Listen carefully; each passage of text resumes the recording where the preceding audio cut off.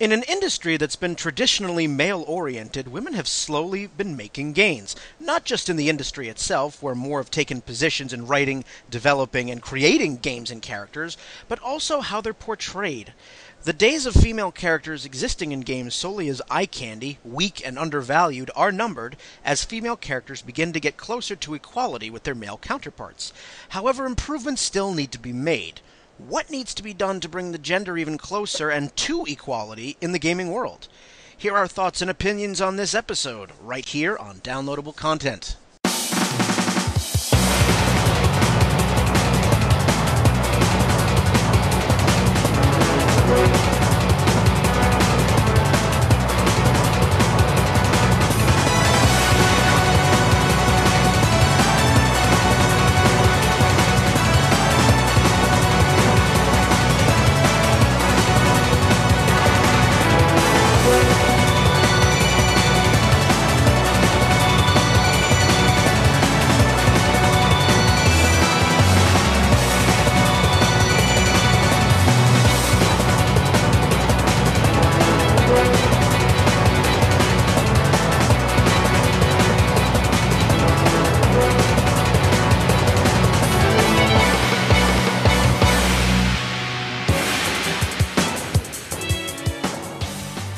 Hello everyone, welcome to Downloadable Content. I'm Brian, and with me we have Shanna.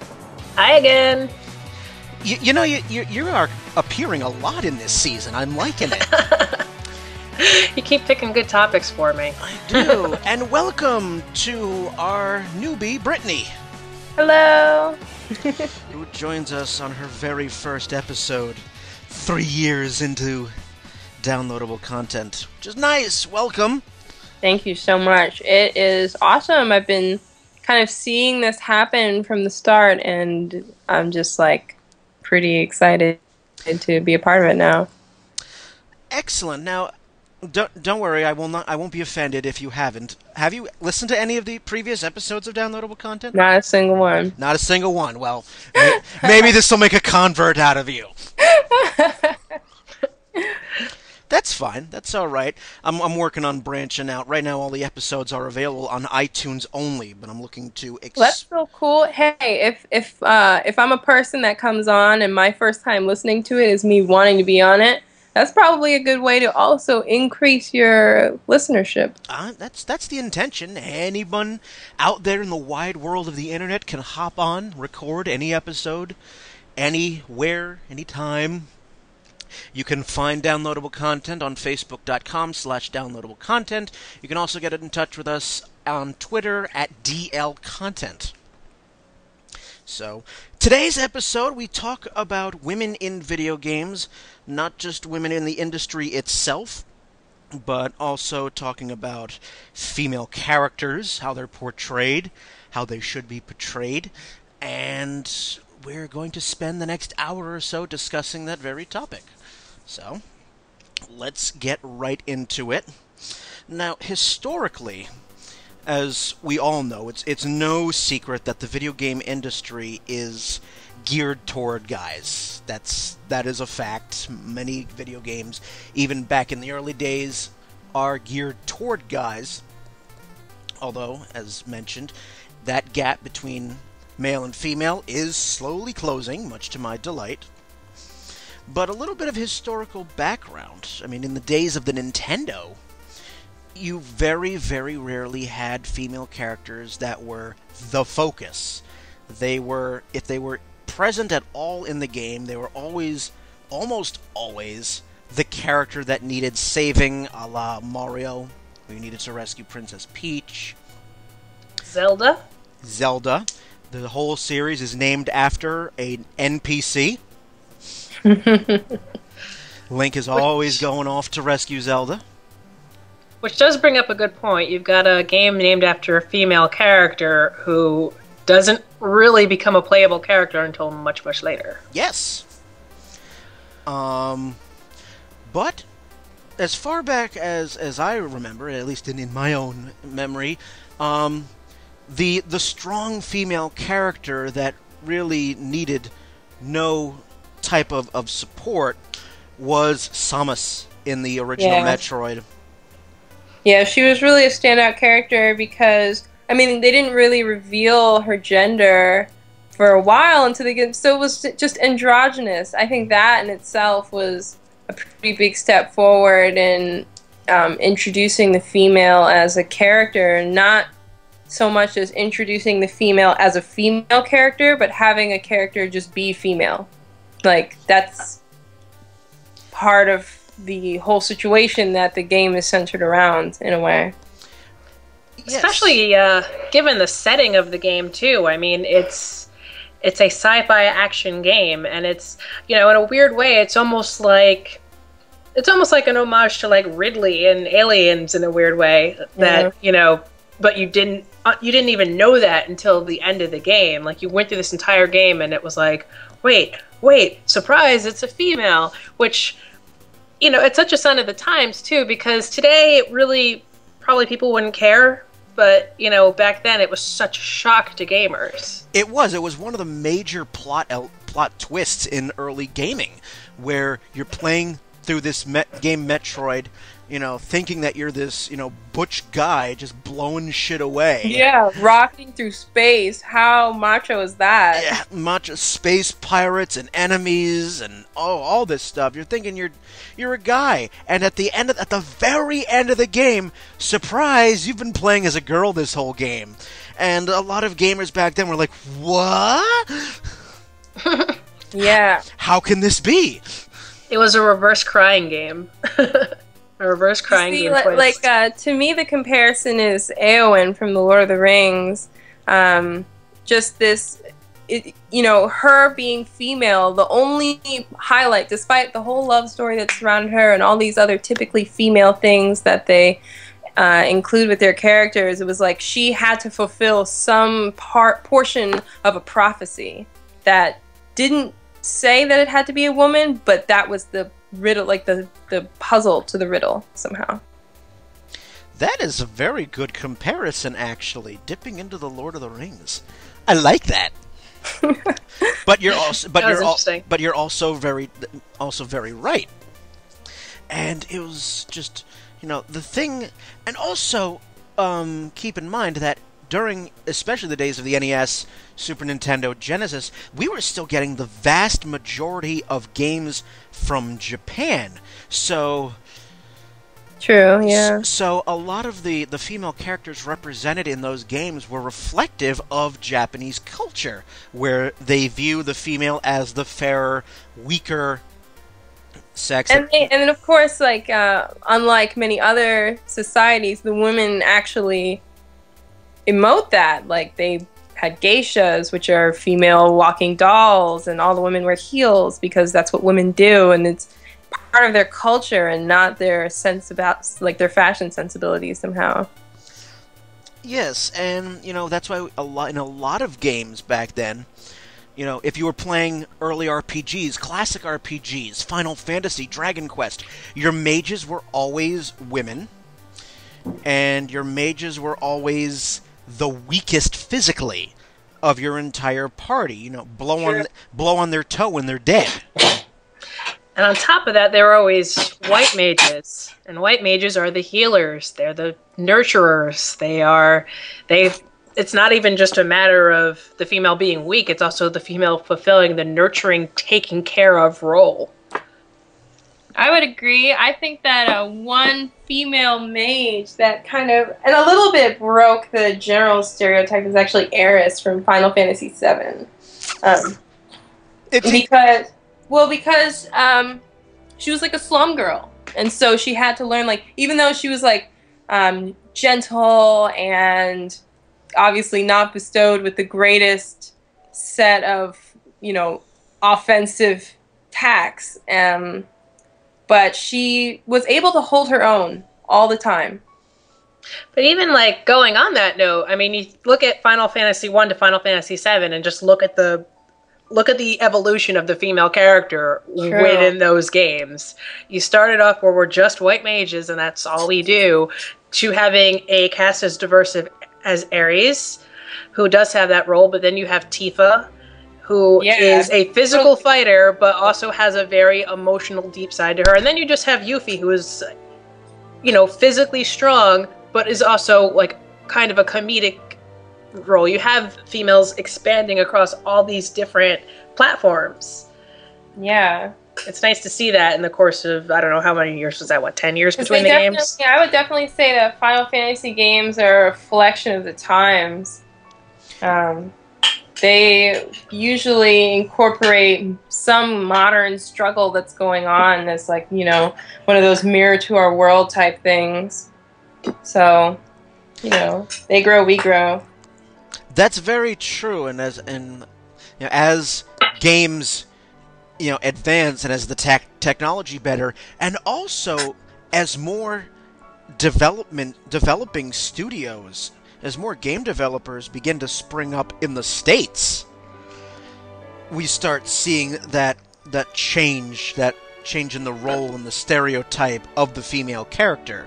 We're starting to get characters that are not, the weak, undervalued archetype that persists in so many of the early games, especially from Japan. This is very true, because probably for a lot of people who play video games today, their original female ideals date back to characters like Princess Peach and Zelda and such. But some people's video game context starts with like Lara Croft. And so that's a totally different, actually the female character is this super, badass, whatever woman that can just pretty much do anything possible, as opposed to a damsel in distress. But even then, Lara Croft from Tomb Raider is one of the egregious examples of characters as eye candy. I think that's kind of like the path that it almost took, though. Crazy enough, it's like, because with Lara Croft, you have that example of having a strong female protagonist, but at that point, almost every female protagonist that you saw that followed her was like, all right, but she better have a nice thick coat of sexuality over her, or, certain audiences weren't going to buy it. And I think that was a mistake on some of the, the marketing companies behind the games, who just thought, well, we have a male demographic, so we need to play to that. And, yeah, later on you would see in games like, I can't remember her name, but there's a female character in Half-Life who is actually a fully enriched character. I really can't remember her name right now. But that's when you saw characters like her, it started to pull away from that. And it was like, I would think, and I know this from my male friends who play video games, that they're not just looking for, a hot chick who's jiggling around and just shooting her guns. Like, they want a fully realized game. They want a fully realized experience. So you're not losing anything by not molding your female characters into this sort of unrealistic aesthetic. Yeah, there's definitely a more humanistic approach to the arts as well. Gosh, I can't remember the name of the game right now, but I saw a friend of mine playing it, and it was so interesting. It was like, there was no words in the game, it was totally silent, and you were just this like shadowy character, really androgynous, just like having to go through series of challenges, and you had to kind of figure out these gigantic puzzles, and you were this tiny being rolling giant rocks, and it was, and then if you died so tragically and sad. I mean, it was a really... sounds like Ico. I was thinking Ico. Yeah, it might be that. And just the humanistic approach that's coming about with gaming, it definitely reflects in the people who make it. And also, like, I go to art school. I go to the Savannah College of Art and Design, and I work alongside a lot of game developers, both male and female. And definitely,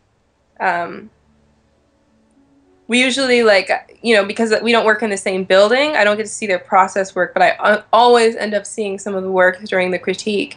And the biggest sensibility change, I think, is how men and women depict monsters, interestingly enough. Character design pretty much goes across the board, where I'm noticing that as in a little bit, men, like, designs are becoming a little bit more feminine, and female designs are becoming sexier and more masculine. Interesting. It sounds almost a slide toward the middle, which is nice. Yeah.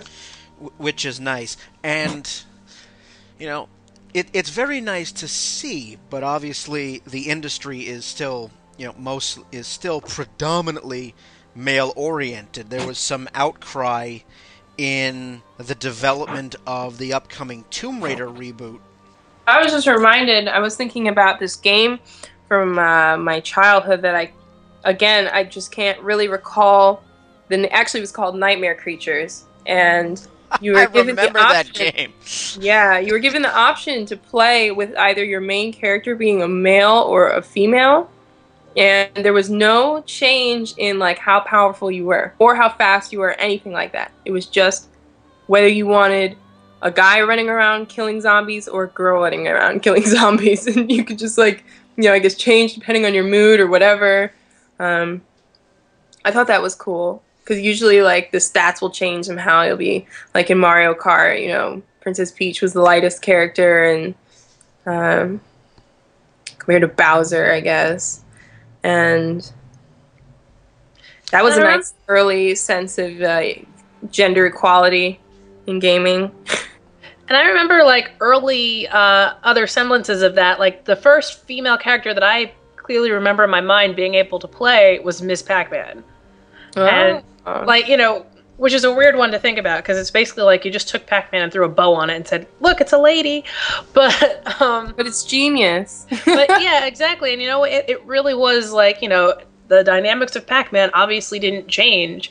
And, that was, like, that first little bit of, like, oh, okay, girls can be involved, too. And, like, I also think of, I think it was Paperboy 2. You could play as, like, the paper girl. And, again, nothing really changed. It was basically just, you could play as a boy or you could play as a girl.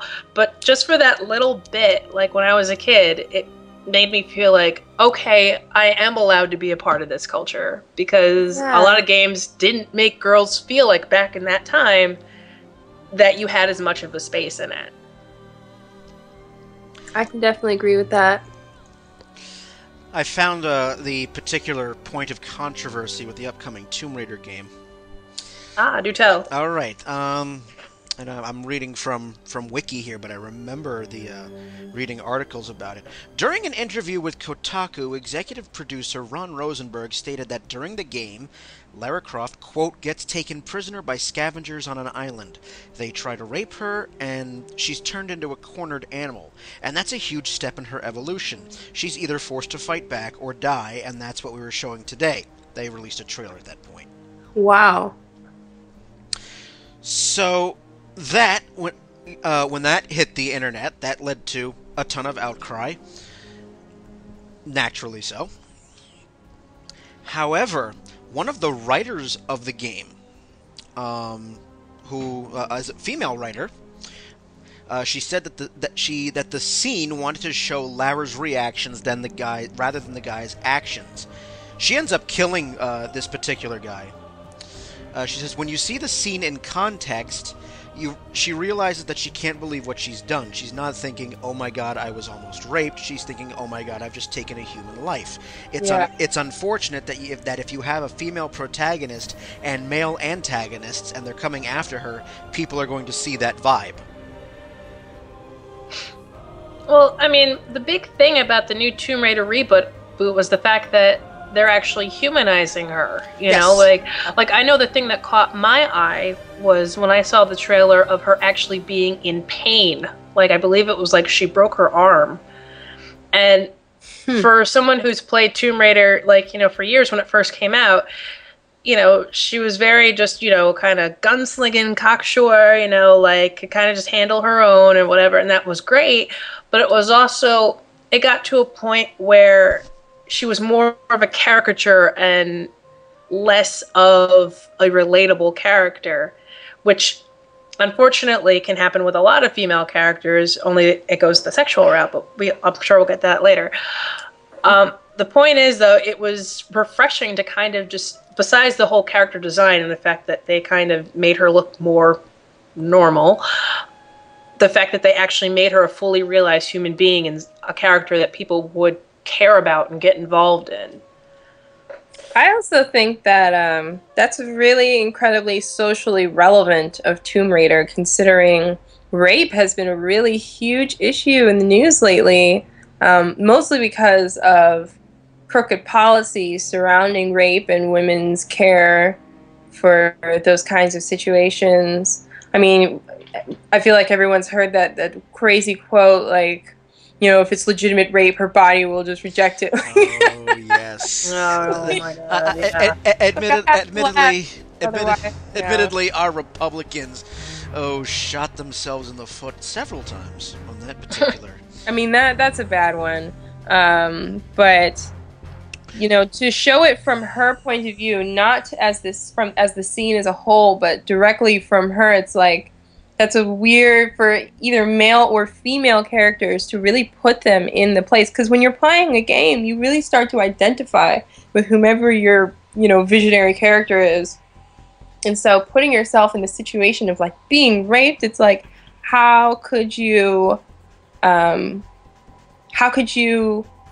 rationally think against what a fearful situation that could be? Exactly. And also, here's a question for the both of you. Tomb Raider, prior to this reboot, incidentally, this game will come out March 5th of this year. Prior to this reboot, I mean, Shanna, as you mentioned, as the series progressed, more and more emphasis was placed on her chest. As we all probably noticed, she was one of gaming's poster children for female sexuality. Even though they started out as triangles, but well, that's that. Hey, so did Madonna. That's true. That is very true. And Madonna didn't even have the fault of the graphical capabilities of a console, but yeah. But in a series that progressively had more emphasis placed on this, you know, dripping pile of sex that's just killing things. Now we take a step back, and now she's more human. How do you think that will resonate with longtime fans of the series, which I'm going to assume is the majority are male? Well, not for nothing. I think when Tomb Raider first came out, there was a novelty factor to it because you hadn't seen a character like Lara Croft before. You hadn't seen basically a female Indiana Jones running around, going on these adventures with these two pistols strapped on her hips. But, you know, it was also just, you'd never seen a sexualized character like that before. And, you know, at first there was a novelty, and I think after a while that novelty just started to kind of wear thin, because gamers are deeper than I think people give them credit for, and we do want a whole enriching experience. You can't just throw boobs up on a screen and have us be like, okay, we'll buy more. I mean, you know, there's got to be more to it than that. So I think this reboot is well-timed, and I have a feeling that as long as the storyline's good, fans are going to appreciate it. I agree, and I also agree with the fact that it's well-timed, just because if I would imagine that if one more, like, half-hearted Tomb Raider game came out, then that would probably be it for that whole dynasty.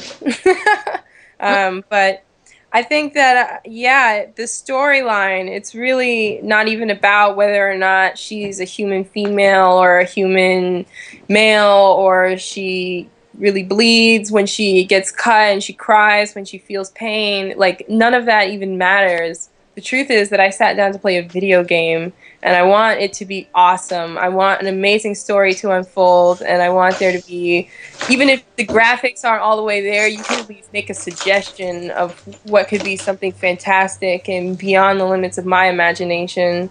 That's why I play video games. So, yeah, I mean, she can be a real cool girl, and I appreciate that, and I'll probably go out and get a drink with her, but it doesn't mean that I'll play her game if it's not good. I like that. I like that, and the fact that also, you know, speaking right in the intro about having more women involved in the actual creative process, you know, knowing that the lead writer of this upcoming Tomb Raider game is a woman will make things very interesting, I think. Like, ooh. That kind of turns everything right on its head now that you said that. We have the head writer is Rhianna Pratchett, who, let me just check out her bio, see what other games she's done. She was named lead writer. And, let's see.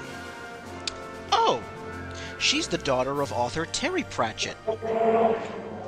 Get out, really? I did not know that. Cool. When I missed that, can you say that again? I'm so sorry. Car just drove by. Rhianna Pratchett is the daughter of well-known author Terry Pratchett. Oh, whoa. And she's the lead writer of this new Lara Croft game. She's the head writer for the new Tomb Raider game, yes. Okay, yeah. So let's see, what other games has she done? She's done Heavenly Sword. She's done Dungeon Hero. I believe that was another female-fronted title, right? Heavenly Sword? Let me check. That was done. Yes. Yes, it was. That was a PlayStation 3 game that came out 5 years ago. And what else has she done? She's done primarily the Overlord games. So Overlord. Oh, are those the ones with the minions? Yes. Those games are hilarious. Yes, she's done. She's done that. So, very, very good. As we continue on, getting back to the culture. I mean, Japan is still putting out games, obviously.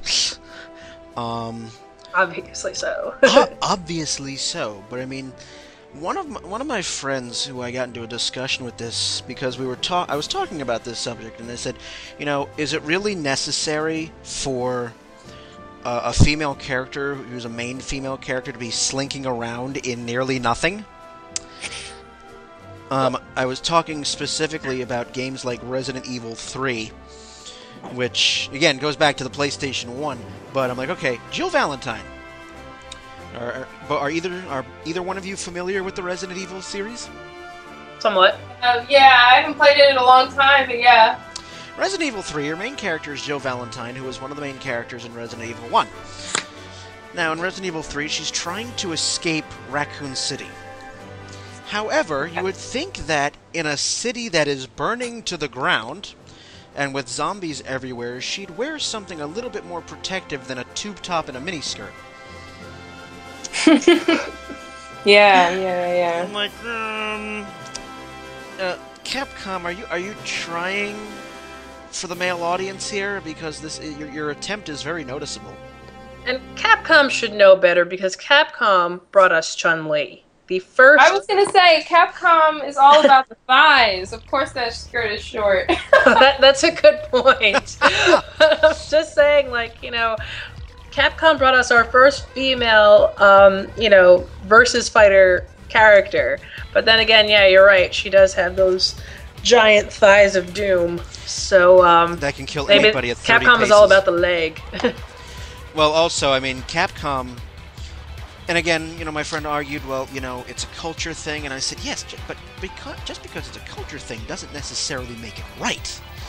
You know, she's not dressed for the situation. I would think that, you know, a normal, sane woman who, you know, it has some sort of police or military background, as in the case of Jill Valentine, would be trying to escape the city not with 75% of her skin exposed. Yeah. Well, this is... just saying. I've actually read about this. This is like almost like a trope at this point, to the point where it's like joked about a lot on a lot of like websites I've read about. And it happens also in MMOs. Like, I know it's definitely a thing in WoW. When it comes to body armor, when you're a male character, the more your character gets buffed up, the bigger their armor gets. The better your female character gets, the smaller her armor gets. That's the same. Well, that's pretty true. Yeah. That's gratuitous. Although it that has its origins in JRPGs. Especially a game like Dragon Quest. I don't know if either one of you have played any of the Dragon Quest games, but those ones are on my bucket list. I have to play Dragon Quest. You will find, and this is true of pretty much every Dragon Quest game, the less armor your females wear, the higher the defense stat. Wow. That makes so much sense. My story gets better. Dragon Quest VIII, which came out for the PlayStation 2. Hold on. It was the first Dragon Quest game I actually played. It was the first one actually made by Square after the Square Enix merger. Before Dragon Quest used to be Enix's baby, and then they merged. So this was the first one put out by Square. There is actually an individual stat for your main female character called Sex Appeal. Wow. Which, again... Now, keep in mind, the entire... That's very realistic. That's very realistic, because... Little things. I mean, not to say that I would go around flaunting myself as a woman, but having things on my chest that protrude somehow make people smile at me more. I avoid more confrontations than my male. That is oddly true. Yeah, in Dragon Quest VIII, as I was going to say, now, keep in mind, the entire Dragon Quest series, every game, the artwork has been done by the same person who gives you Dragon Ball Z. I forget his name. I don't remember his name either. He also did Chrono Trigger, though. Akira Toriyama. Yeah. Duh, Brian. There we go. Now, as the less armor your female character lead is, the higher the defense. And there's a particular stat in Dragon Quest VIII called Sex Appeal. It's only on the main female character. Her name is Jessica. The higher that Sex Appeal stat, the more likely that an enemy will not attack because they're too busy gawking at her very, very ample rack. I mean, yeah, that's the truth.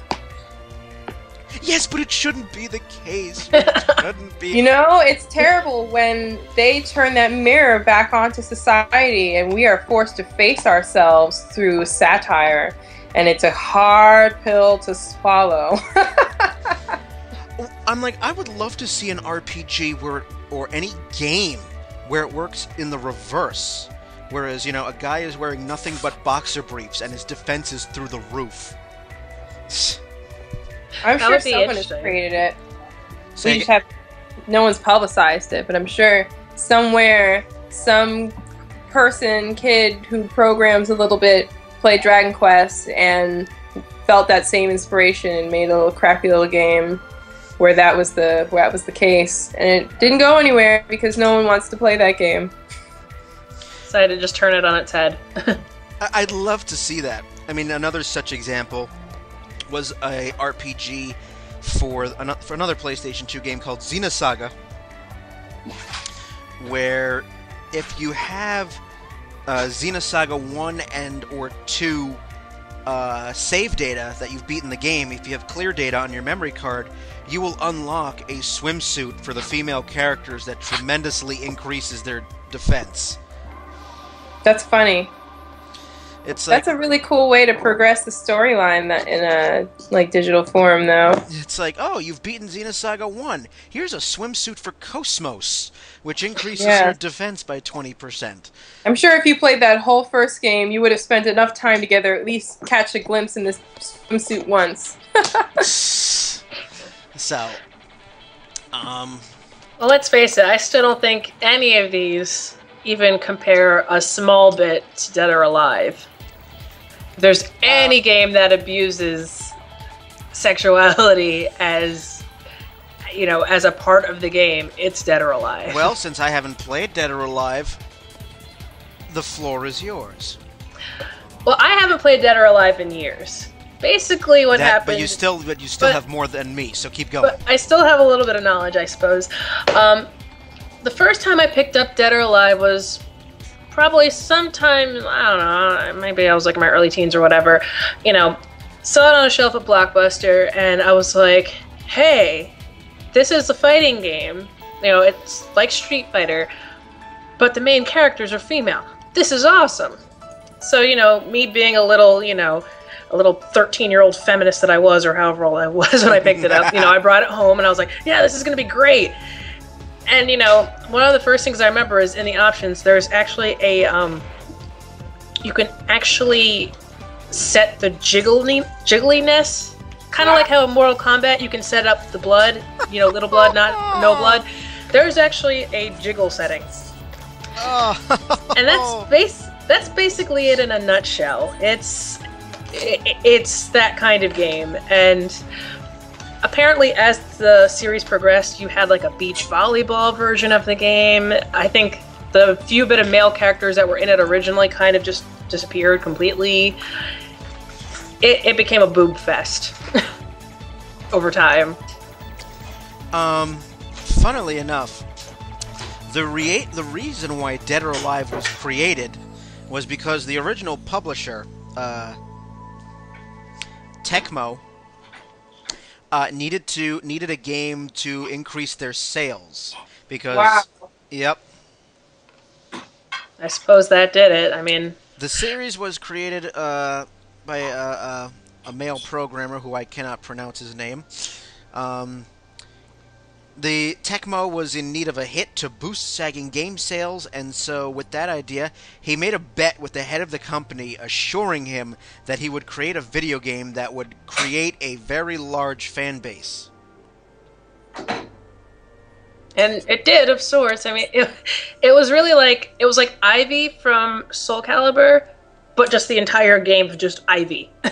Every character was Ivy. That game has already been made 1,000 times. Like, of course, sex video games are already being made, especially in Japan, but it's just like, this one was made as like a last-ditch effort by someone really high up in a reputable gaming company, and so it was like, someone's almost like ill intentions. Not ill intentions, but like, this was a game meant to capitalize upon people's desires and not to enrich them in any way. And yeah, he got the fan base he wanted. Especially when you have a setting in the options to adjust the boob physics. Yeah. Because physics don't work that way. Yeah, no, they really don't. No. And I remember another game that was also reducing its females to meat to be gawked at. Duke Nukem. Oh my god, yeah. I mean, that game was like, it was as rude and crass as it could be just in every form. I mean, that was the aesthetic of the game, but yeah, yes. the females as meat factor definitely played into that. But Duke Nukem has a somewhat heavy metal vibe to it, in the sense if you've ever seen those movies, Heavy Metal or Heavy Metal 3000. Yes, I've seen them. Yeah, that's true. It's like, it's not so much about the glorification of women as it is just like the complete degradation of an entire subculture. It's an exploitation movie by a video game, basically. Yeah, exactly. It's like, how are you going to talk? You can't... Something like Blazing Saddles, Like, it's not... what's the word that is meaning when... Syncretic? Something like that. It's when a word doesn't translate correctly into another language. Idiosyncrasy. Yeah, it's something like that. But yes, I remember the heavy metal movies. The type of movies that'd be on at 6 a.m. on HBO with an R rating, and it's like. But obviously, as we've discussed, women were more objectified. Especially in the early days, but the gap is closing. The gap is closing. However, it's still, sexism still exists. Misogyny still exists. And what we're going to talk about on our second half is how and why, and the reasons why we think the gap is closing, and also talk about some prominent ladies in the industry, and also talk about what we think can be done to further get to equal footing on all genders. because that'll be on our second half of this episode of Downloadable Content. We'll be back.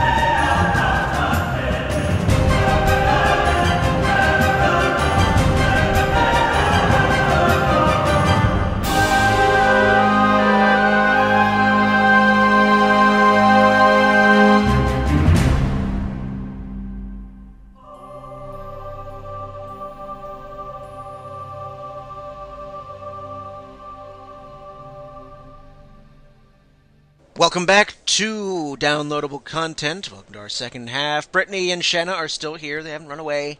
Hi. Hello. They're here to haunt you some more. They're here to haunt you some more. But yes, we continue the discussion of women and their portrayal in video games.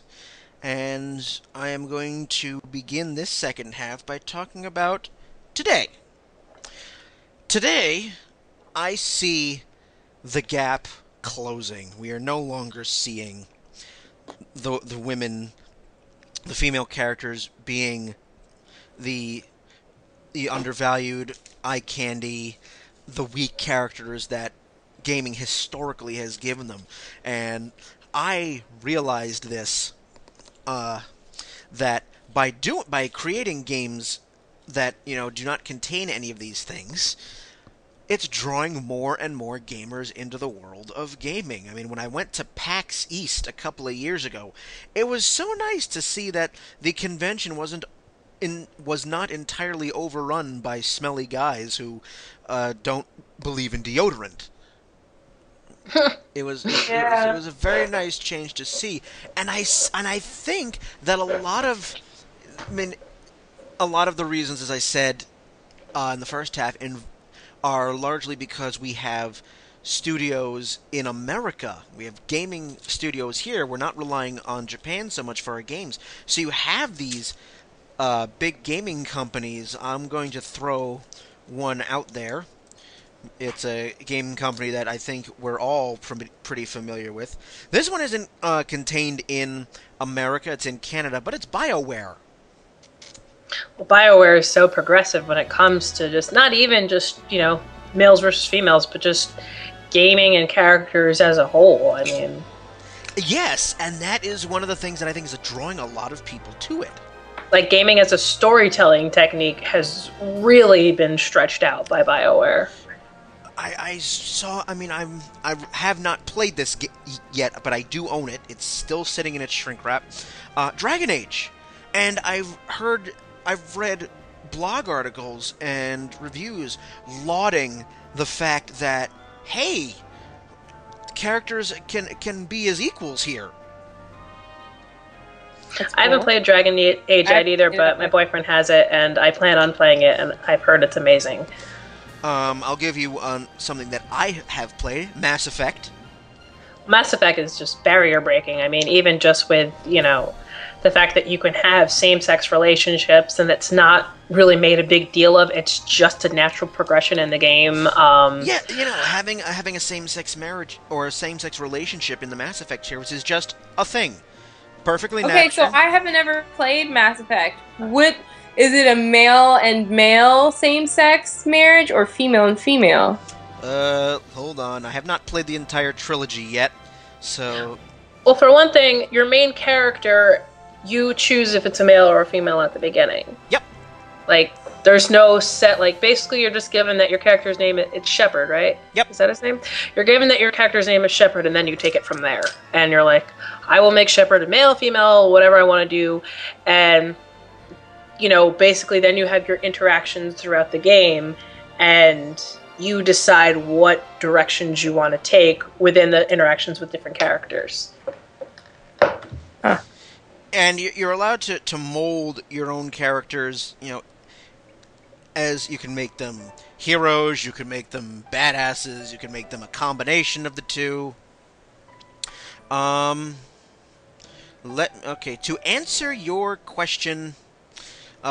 Brittany, in the first game, because the evolution of the romance subplots in each game change. In the first game, if you're playing as male Shepard, it is a heterosexual relationship. As male Shepard, you have the choice of one of two ladies. Mm-hmm.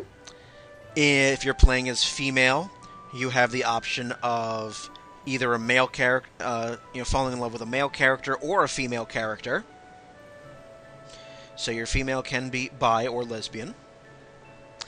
In the second game, if you are male Shepard remains heterosexual, whereas your female still remains either bi or lesbian. See? Hold on. Or straight. Yep. In the third game, however, is where your male Shepard can change gender. It's in the third and final game where, if you're playing as male Shepard, you can pursue a romantic interest with a male character. Which I believe, I'm sure that probably took a little bit of prodding. They probably kind of realized at some point, like... 3 times of that game coming out before they were like, okay, like, we get it now. I mean, and I understand, like, because it's totally socially acceptable to be a lesbian, but it's not socially acceptable to be gay. Which is true. Yeah, and we've come very far on it, but... You very rarely hear about lesbian couples getting beat up because they were seen together. It's just, it's like, oh, two chicks are making out, how hot, as opposed to, it's just some cultural whatever. But, yeah, just the fact that even though it took 3 games, they did it. That's cool. I would respect that for sure, definitely.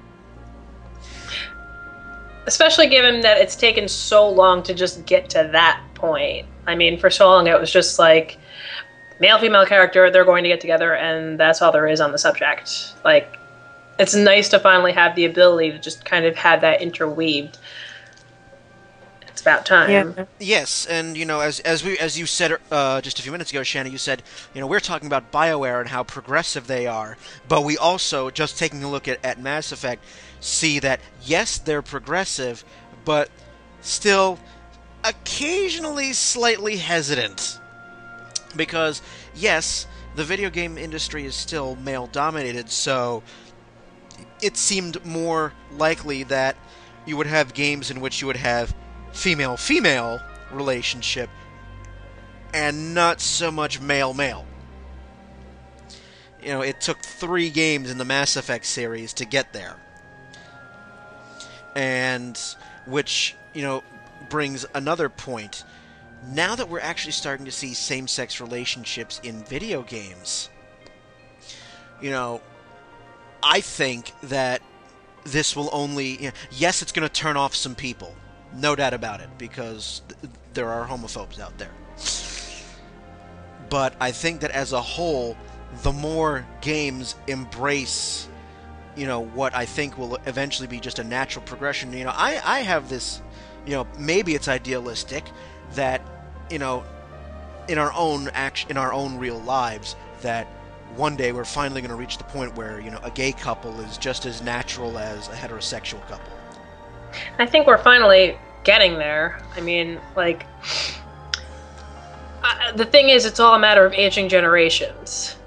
And there's going to be the generation that comes after us is going to be even more comfortable with the idea of same-sex couples. It's not going to be seen as taboo, and it's not even, at some point, it won't even be made a big deal as much as it can be in the media where it turns into taboo. It'll just be a natural part of life. I definitely agree, because you know, the same way that we view sex using condoms as like, oh, that's just something that totally happens, like everybody kind of does it, or who has sex, they probably are using a condom.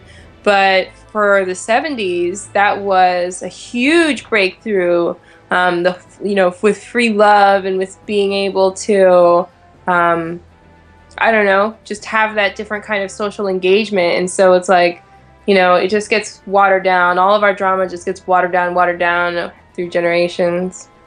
I'd even compare it to you know, mixed race relationships. I mean, you know, you think about it, and 20, 30 odd years ago, 40, 50 years ago, it was a huge deal. And, you know, now it's something that most people don't even bat an eye at. I mean, there are certain people who... I mean, in some ways, yeah. My boyfriend is white. I'm black. And same here. I'd say that, you know, racism is still alive and well, but definitely not at any, like, level that it was. Like, I don't feel like we're in danger at all, which is good. Exactly. Like, I feel like I feel like if someone was going to turn a nasty eye to me and my boyfriend walking down the street, I'd actually realize it. I'm not expecting it. That's the kind of progression that's been made, and I think the same is happening to same-sex couples. Yeah, I'll agree, because it actually happened really recently in Savannah. There was a mixed couple, a white guy and a black girl, and some big black guy started roughing him up because he was like, oh, you think you could be out with that black girl? And he beat this guy up pretty bad, and it got in the news, and a lot of people were really upset. And I thought, you know, it's terrible that it happened, but the fact that it made the news as opposed to just being dismissed as common, and then it had like a really strong public outcry reaction to it. And so I thought that was really wonderful that the community as a whole was progressing. It's important that that kind of thing gets embraced. Yeah.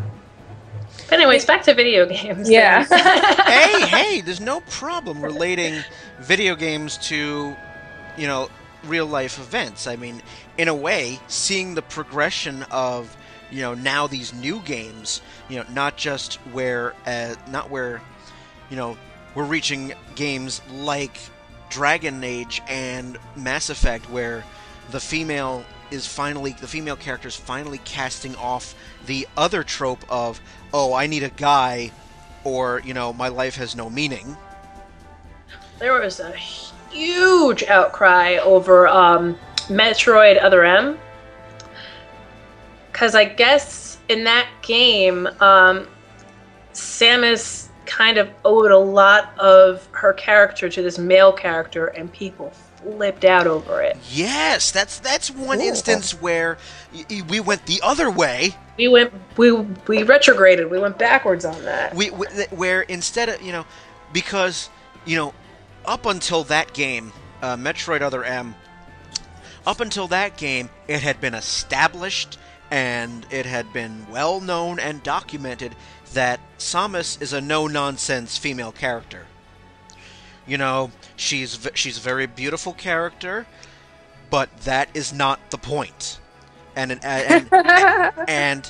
it's a bonus. It's a bonus, but it's not the focal point, which for, you know, that series and for that type of game is a groundbreaking thing where, you know, for once we're focused on her character, not her chest or her body.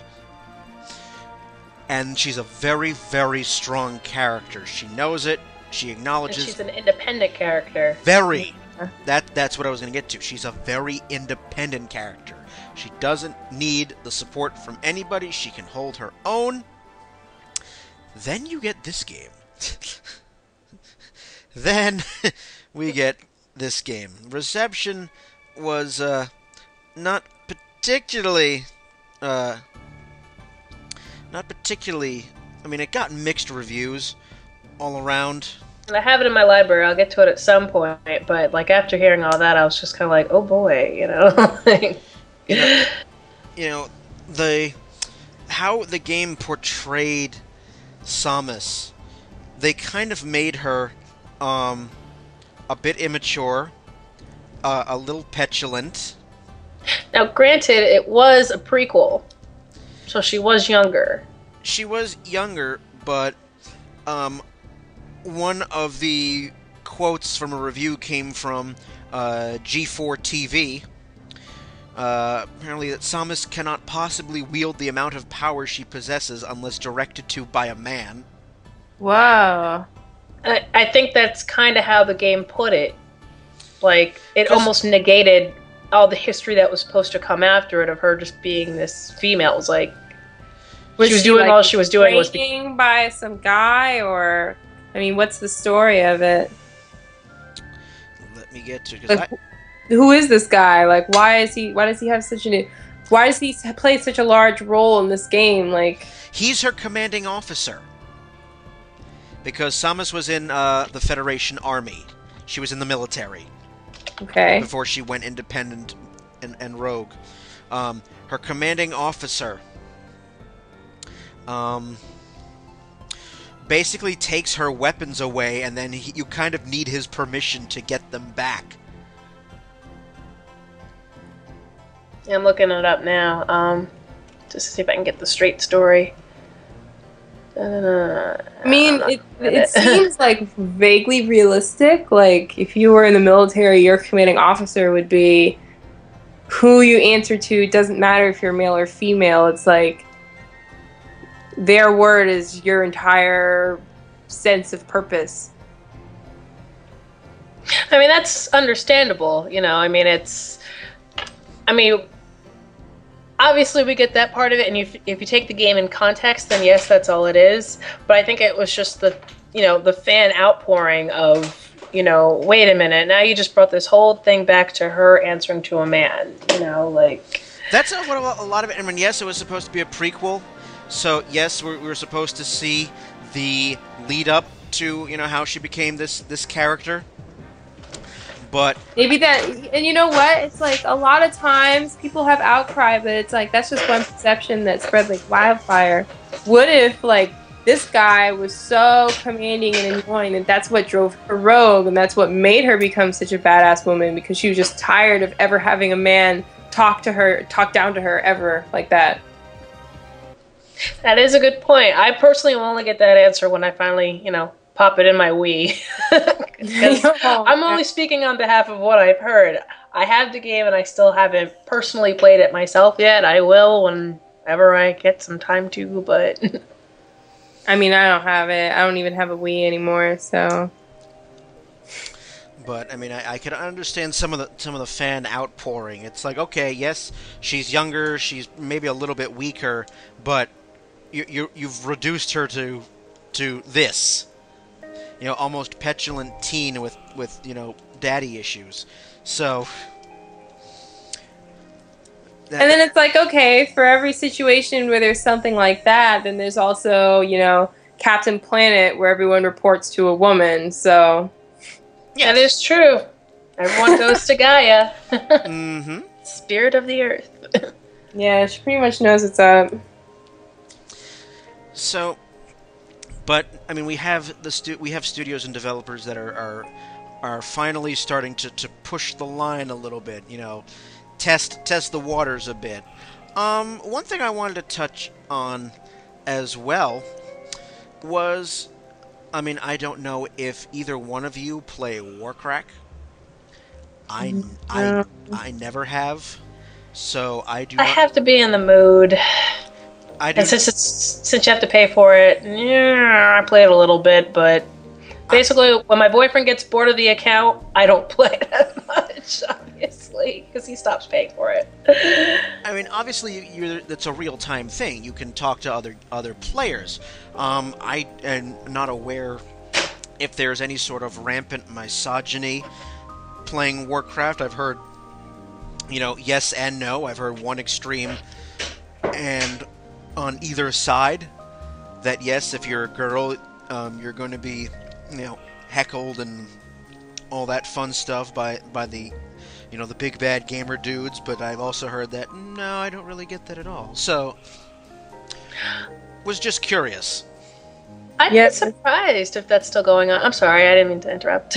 I'm sorry. I'm listening to you because I don't play, so I'm interested as well. Like I said, I mean, I'm not the best person to ask because I don't play that much WoW, and when I do play, I don't have as much interaction.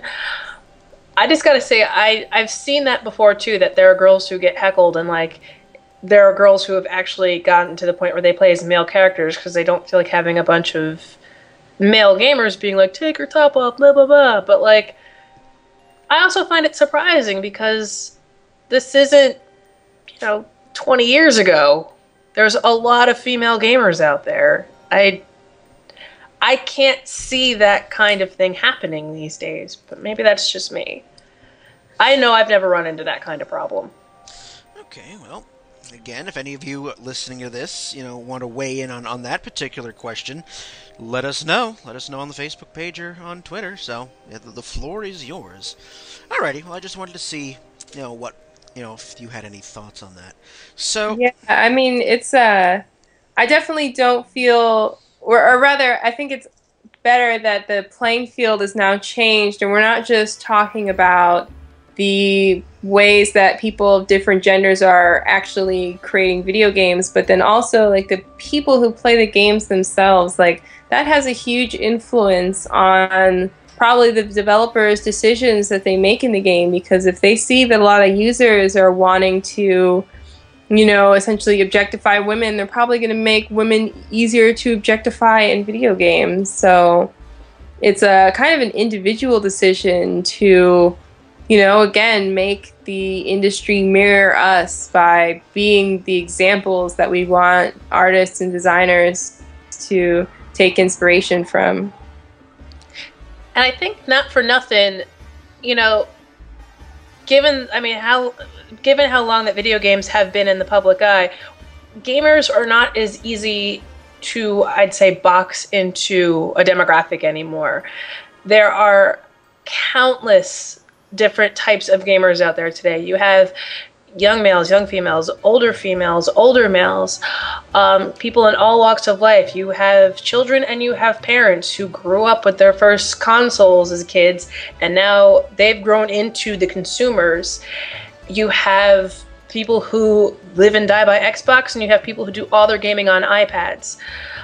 You know, there's such a wide array of gamers these days that also constitute such a wide amount of people that I don't think they're going to fall back into those type of stereotypes, those easy, you know, jiggly boob physics and all that stuff, because you have some people who like it and some people who are going to be, you know, think it's distasteful, and you have some people who don't care. And yeah, but the truth is, I think we're past that now. I mean, my brother-in-law, he works for gaming magazines, and one of the things he does is he writes these really incredible, I mean, almost like term papers on the philosophy of games. And it's not, you know, as simple and wonderful as video games can be. It's not really just child's play anymore, because exactly. now we have learned ways to, and honestly, manipulate people, and we can teach them things through games, or we can make them think certain ways through games, and we can make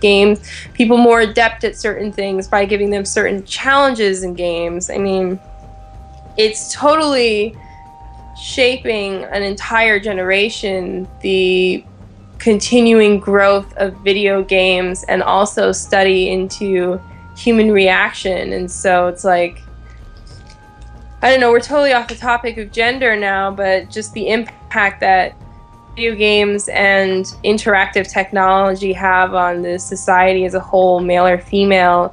In some ways I'd say it's positive, because especially nowadays, women are depicted as equals within it, in the same way that artists of different backgrounds are coming together. Like people say that classical music is dead, but it's not. They're just making music for video games now, all the classical musicians. And so it's like, as we're getting different kinds of people. I mean, if you guys have ever even played Space Channel 5, you play as this space reporter named Ulala, and you've got a male, like, you're a reporter. You go around the galaxy and dance and sing and, you know, get the scoop and try and beat out other reporters. And there's underground pirate reporters headed up by guys and girls. Michael Jackson's in it. Like, he lends his dancing and voice to make the game. It's just like totally starting to cross boundaries of how many different kinds of people are working on games, and so it's bound to be more cosmopolitan now. It's bound to be a better influence on how men and women can be treated as equals. We can both create explosions in a certain game. I mean, every way, you know, it's like there's a way for men to understand that women are formidable. And for women to understand, I think that men are also human. How about that? But I think we're kind of getting at the same point, because like I think that because the gaming audience has opened up, let's just put it this way, I don't feel like a novelty anymore being a female gamer, and I think Truly. that there are so many female gamers that the industry has been like, hey, this is a demographic. Like, we don't need to tailor all of our games to men anymore. And I think that's why you've seen it start to open up and expand. And you've got little girls who picked up Sonic who are now getting into the business as adults. I think it's a very natural progression that's happening. Yeah. Except that they also make games like, you know, Mama Cooking Time or whatever, in which it's teaching, specifically tailored to girls, teaching them how to, you know, be good and domestic. Which, I mean, I'm sure it is a valuable skill to know how to fry an egg, but you know, there's probably more open-minded things that we could share with our kids. Yeah, I mean, those have always been there. They're just, I think they're on a bigger scale now, because I remember there being like one pink video game in Blockbuster when I went. I think it was like a Barbie game. I think it's also like anybody can make a game now. Like, you can get an iPad and get an app, and then anybody who has some basic know-how of how to put an image together and then make it move and then make you make that image move, they can put that image like that. They can make a game and put it up. And so we're getting all of a sudden micro opinions instead of like macro opinions, where it's like, okay, women are meant to be saved, or now women are powerful. It's like, women are something from my dream last night, and it's really specific, only my person, but I'm going to turn it into some highly relevant material for a lot of other people. And so, you know, it's like all of a sudden we're being inundated with opinions through this mass of different games being created by different people. You know, interesting you should say that. The number of women, the amount of women in the video game industry as developers and taking part in making games, the industry is seeing more and more females as mobile games continue to be developed. In the mobile game market, there is expansion all over the place. You know, if there's one area that women are gaining ground in the industry itself, it's in the mobile game market. Yeah, my mom loves Bejeweled. I love to play solitaire on my phone. Like, not just women playing games, but women developing games. Yeah. Yeah, but it's like, you know, women use their phones a lot for a lot of different reasons. Mostly because we like to communicate with other people, and it's a great means for instant communication. But so it's like, naturally, if I'm playing a game and it's like, well, this game is whack, I could probably make a better one because I'm a developer. Like, I'm gonna make it. I mean, a lot of, you know, it's nearly half, at least, of people who play mobile games are women.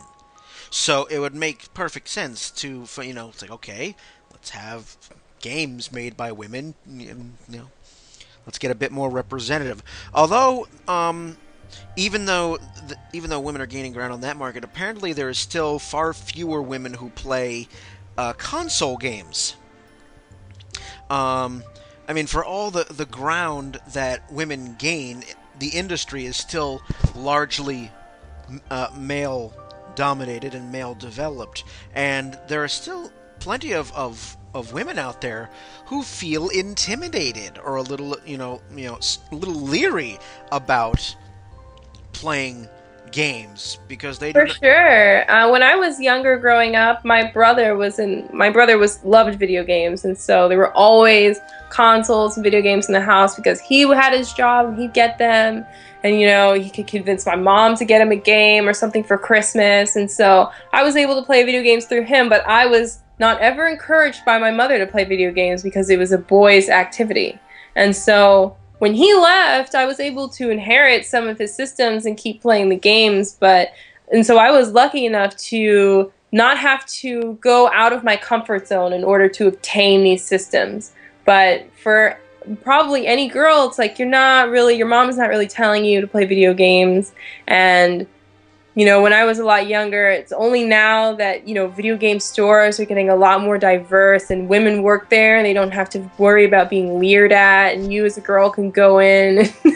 It's just another regular experience. It's not like a guy walking into the bra section of a store. Like, it's not that kind of gender culture shock anymore. And so probably for a lot of women, it's like, the whole process of going and getting a system, it must be so much more work because they didn't have from childhood being able to get gaming systems. One of the we have things in place to try to get more females into the gaming populace. I mean, we have a very popular and very outspoken and well known in the gaming industry. She goes by the name of Brenda Brathwaite. Brenda Brathwaite was the chair of the Savannah College of Art and Design's Interactive Design and Game Development until 2009. So she is no longer there, but she is married to another popular and well-known video game developer, John Romero.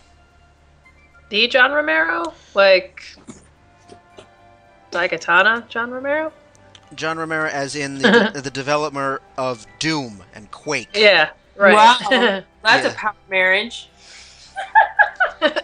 So, but actually, Brittany, going back to what you were saying about how, like, that's a good way of putting it, like a guy going in the bra section. It wasn't even. I actually did a project on this back in college. This was my senior thesis, was females in video games and female portrayal in video games. And one of the things I had to do was I had to do a survey on favorite female characters, and I split it up between, I gave it out to some to men and some to women. And at the time, all the male characters, I had a list of Chun-Li, Lara Croft, Samus, Princess Peach, just kind of a rundown. And all the men picked, or most of the men picked Samus, and most of the women picked Princess Peach. And I, asked everybody to put in, why did you choose this? And almost every girl was like, well, because I played Mario when I was a little kid because my older brother had it, and I didn't really know who any of the other characters were. And this was less than 10 years ago. It was kind of like, wow, okay, you know, it was almost a little startling that was the reason why they chose that character, was because all the other ones, they were like, I don't know who that is. So, on a related vein, because as I mentioned that, you know, even though that women are making strides, there's still a long way to go. The company Ubisoft, whom I'm sure we all have heard of and are familiar with, they have employed a group of girl gamers called the Frag Dolls. I don't know if you've heard of them. Their goal is the goal is to promote women in gaming, and in particular the promotion of the games made by Ubisoft.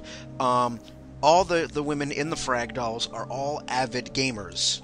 They're all hardcore gamers. What do they look like? I have no idea. They might have. I'm wondering if they're the same group that I saw recently in G4's 100 Best Video Game Countdown, because there was a group of female developers that were all sitting together at one point, and I'm wondering if it's the same group. I have actually no idea. I was doing research for this episode and came across that, and like, oh, you know, and their goal is to try to, you know, not only just promote women in gaming, but also, you know, to help those who are a little gun shy about, you know, entering what is seen as, you know, boys only territory. The boys club. Well, you know, Ubisoft has. I've noticed they've always kind of had their foot a little bit in having good female-based games. I mean, they were behind Beyond Good and Evil, which I think has one of the best female protagonists I've ever seen in a video game. Okay. Jade from Beyond Good and Evil. She was a journalist, and you know, the whole story, she uncovers this big like human trafficking ring, but like she was a smart character, and she was, you know, it wasn't like they just said, okay, to make a tough female character, we're just going to make her kick a lot of ass, because that's an easy cop-out. Like, they made her very interesting. They made her somebody who was intelligent, and like, that's the kind of thing that I like to see from female characters, beyond just being like, oh, they can kick ass. Let's see. Yeah. Let's look up these Frag Dolls. Yes, go right ahead. Oh yeah, I see here. About Us. Oh, I'm not looking at a picture of them. Oh no, I'm just looking at their website. They're a team of professional female gamers recruited by Ubisoft to promote their video games and represent the presence of women in the game industry. These gamer girls play and promote games at industry and game community events, compete in tournaments, and participate daily in online gamer geek activities. It was started in 2004. Yep. I mean, they look like they're being depicted as normal people, which is awesome. And I'm looking at the photo. They look like normal girls. They didn't doll them up. They didn't put them in bouncy outfits. They just look like a bunch of girls just chilling out around. Yeah, a bunch of girls who are very smart. Which, quite frankly, yes, that is what we look like when we game. I game in my pajamas, you know. Like. Yeah, girls who play games honestly, and saw that there was an opening to become part of something that would share their community, and they did it. That's awesome. I'm always a big fan of things like this. That's good, and you know, anything to try to lure more women into the fold is wonderful. I mean, as I said near the beginning, seeing, you know, just the amount of women I saw at PAX was a nice eye opener. It was really good. I'm hoping to see even more so when I go to PAX in March. So that'll be something there. So last thing I want to do, because we are running out of time here, I'll put the question to both of you. We've talked about, you know, women's portrayal in the industry back from their early days to now, where the gap is closing, but there's still a long way to go. So, what do you think can be done to further get to equality? I think Don't all that... jump at once. It's a lot to swallow, I know. So, but how do you solve every problem now? Go. No, I mean, what do you think can be done to get there? I mean, strides are being made, but obviously there's still misogyny, there's still sexism, it's still there. Well, unfortunately, to ask people to take misogyny out of video games is to ask people to take it out of every other media. You know, it's not like this is a problem that only stretches to video games. There's misogyny in music. There's misogyny in movies, in film, in television. Agreed. Books. I mean, you know, that's a more entire cultural shift rather than just something to fix in the video game world. But I do think that when you have these games that come out that really are groundbreaking games, from, you know, surprise, Samus is a female, to, you know, March of this year, Tomb Raider coming out with a fully realized Lara Croft as a person and not as a, you know, not as a hot figure with guns, that alone already pushes you in the right direction. Mm-hmm. Yeah. Also, I think that a little bit of research could go into the formatting of games, because as a woman and as knowing a lot of women who do and don't play games, I usually find that it's a lot of the actual process of sitting down and playing the game that can be difficult for a lot of ladies, just because, you know, so many things are else going on in our heads. It's not in our nature to be as single-minded. And so actually finding ways that you can create a gaming experience that more aligns with how a female brain reacts. So not as much being required to sit and learn a lot in one place, but then also intuitively learning things quickly and just being able to progress through a game without clear checkpoints almost, but just being able to take it at your own pace. I think maybe being expected to finish levels and have definitive check marks that may for some be difficult to get to, it is already dissuading somebody from trying harder in the game. But if you, I guess in a sense, take out the element of winning or losing, just because women naturally are not as aggressive in a way, and that we desire for there to be a winner and a loser per interaction and combatants. It's more of just communication, and people and all things are kind of happening simultaneously, which I think is great. I mean, I'm so glad that I'm a woman for that sense. And yeah, trying to find games that essentially think more like women and are formatted to be able to be picked up by anybody in a sense, but are still challenging. I mean, not simple, but no, that's one of the reasons why I play The Sims. Yeah, not here. Sims are a really good example. I know a lot of women that play The Sims, and especially Sim City. I used to play that with my sister all the time. Because every once in a while, I too even need a break from, like, I gotta kick this boss's ass, blah, blah, blah. Sometimes I'm like, you know what? I just want to sit there and have my little house of people and just make sure they don't die, and, you know, like...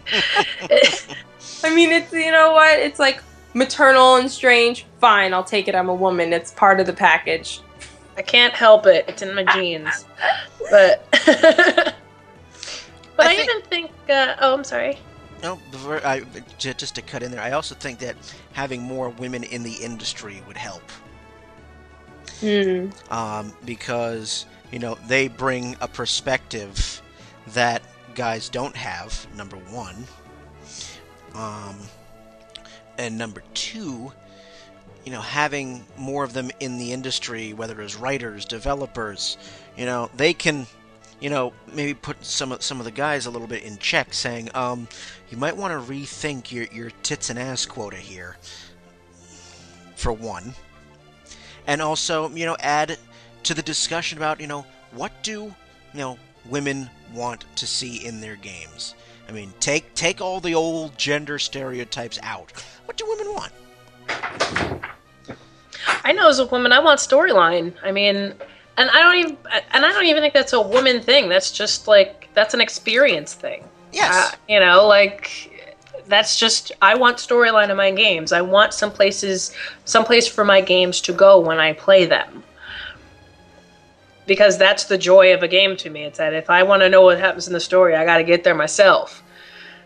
Yeah, So, I want a game that makes me think and that makes me not get frustrated at having to deliver a perfect sequence, but instead to use common sense in order to... I mean, like Zelda. Honestly, I'll just play Ocarina of Time all day, if that's okay. There's nothing wrong with that. But I even think that in a way, even the fact that the casual gaming market has expanded so much, I think that's even going to bring more females into the fold because that gives them something that females that aren't comfortable with gaming, something that like maybe someone like myself and someone who's our age didn't really have growing up, which is baby steps. I know several girls who were not gamers who started slow with things like, you know, I don't know, we're having a rock band party at somebody's place, or, you know, they have Angry Birds on their phone or whatever, and then suddenly it started to creep up into more of the canon kind of stuff, and maybe even after a while they're like, you know what, hell, I'm gonna buy a console, I'm gonna buy a 3DS. That definitely brings more females into the fold because there's not that, like, it's a dude's world and you're not allowed in. It allows them to just kind of have that experience. There's not the stress of learn this many commands and learn how to do this in rapid succession perfectly. You get in first, you get in on the ground floor, and then eventually you start to kind of build up into more things. Well, there you go. Wonderful points, one and all. And so... if we have nothing else to say, we're going to put this episode to bed. Anything else you want to say before we close it? I'll say one more thing. If you're into old school games and you like female protagonists, check out a series from the Genesis from, like, I think the 90s. It's called Valis. It's awesome. It's got a female character named Yuko who wields a sword and who is, you know, your basic anime premise. She's the chosen one. She protects the world. Blah, blah, blah, blah, blah. What can I say? I'm a Sailor Moon fan. I'm a sucker for these kinds of things. But, you know what? It's a good game. I highly recommend it, and I think it's an underrated gem. Okay, I'll say that I think this was a wonderful topic. There are very few industries that have moved at the speed as people. But because the video game industry is attached to the technology and education industries, it has grown in leaps and bounds. And in a very short amount of time, we've gone from very traditional ideals to a really broad spectrum. And I think that's a good sign as a whole, looking out into kind of the future of today, the trajectory in which we as a culture are kind of progressing on. I think that just looking at our video games, it's kind of a positive outlook for sure.